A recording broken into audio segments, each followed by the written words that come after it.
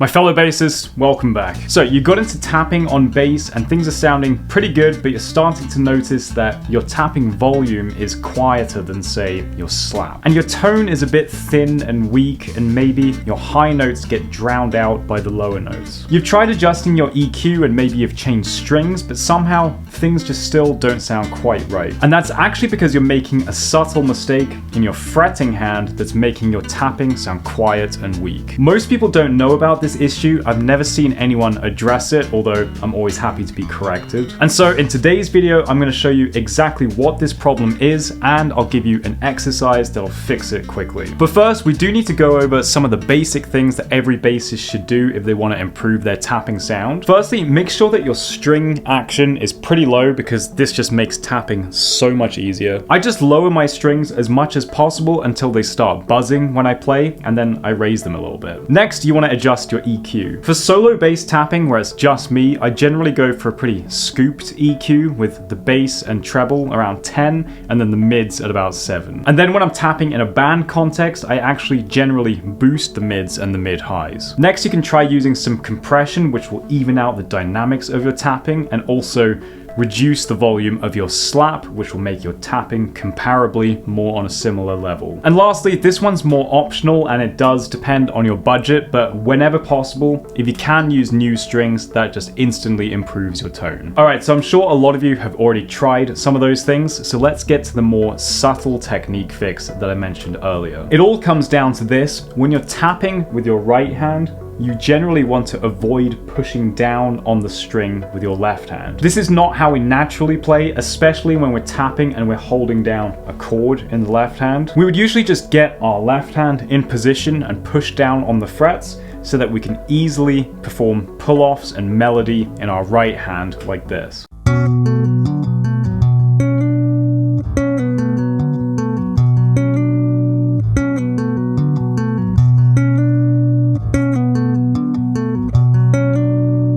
The problem is that some of those high notes just don't come through very clearly, and that's because the string is so close to the fretboard because we're pushing it down in our left hand. I'm not sure what the exact physics are in this situation, but it seems to me that this means that the string can't vibrate as well, and so that means that it sounds quieter and also thin and weak.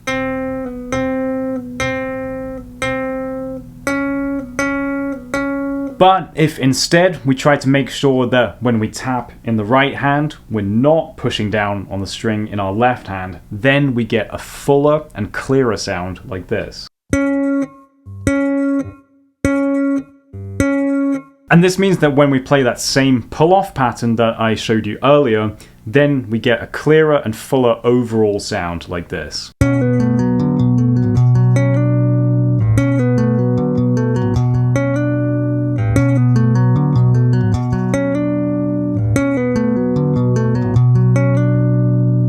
So, this is a very simple problem, and fixing it is straightforward, but not easy. We're so used to keeping our fretting hand just pushed down on the frets, especially when we're doing these chordal pull-off type patterns. And so it is hard to unlearn this habit, but it's definitely possible with this next exercise that I'm going to show you. And I would argue it's 100% worth it. Take a look at my fretting hand again when I play this exercise.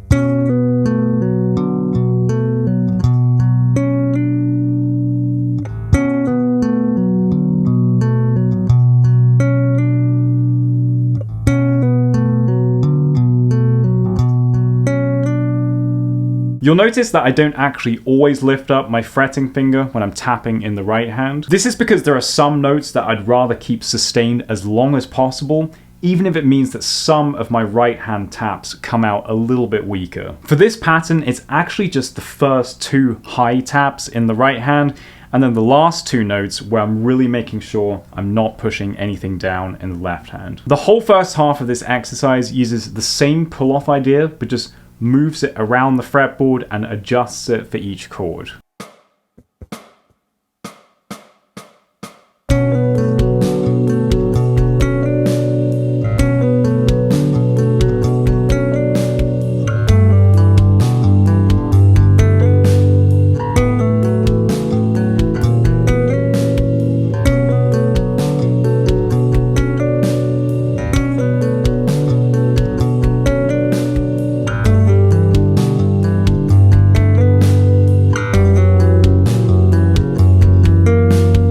The next half of the exercise is a little bit simpler and revolves around this pattern.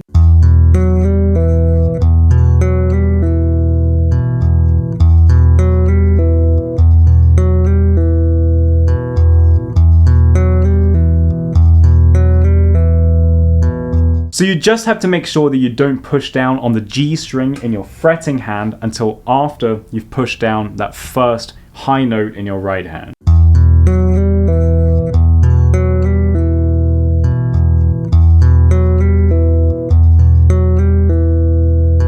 Once you've got that first little part down, again, we're just moving it around the fretboard and adjusting it to fit over each chord like this.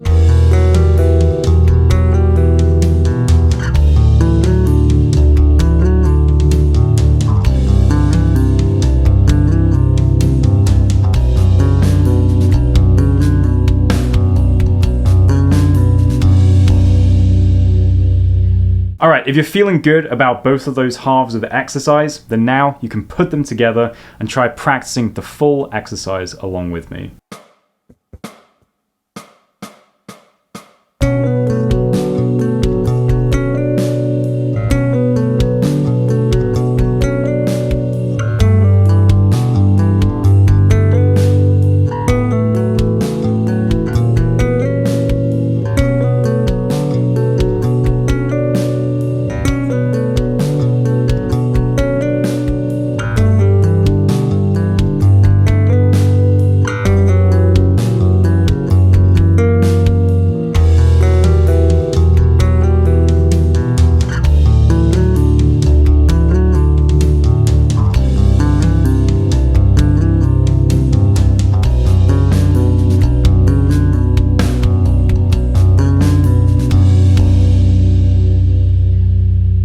If you didn't nail it on the first attempt, don't worry, that's completely normal. Just keep practicing it and maybe bring down the tempo a bit to give yourself more time to get used to this way of playing. And now that you've got a feel for this new technique, you really just need to practice using it on as many bass lines and exercises as you can. And if you have no idea which bass lines to practice, I've got tons of tapping exercises and solos for you over on the Basecamp Patreon. Each one is designed to improve different aspects of your tapping technique, and that's also where you'll find the backing tracks and tabs for today's exercise at 3 different tempos. Just tap the link in the description and hopefully I'll see you there. And lastly, just remember that this subtle change that we talked about today is very important, but it's more of an icing on the cake type thing. You want to make sure you've got the basics covered first, like keeping your fingers curved and using your thumb as an anchor on top of the fretboard, and also tapping close to each fret. Thanks so much for watching, have fun practicing, and I'll see you in the next lesson.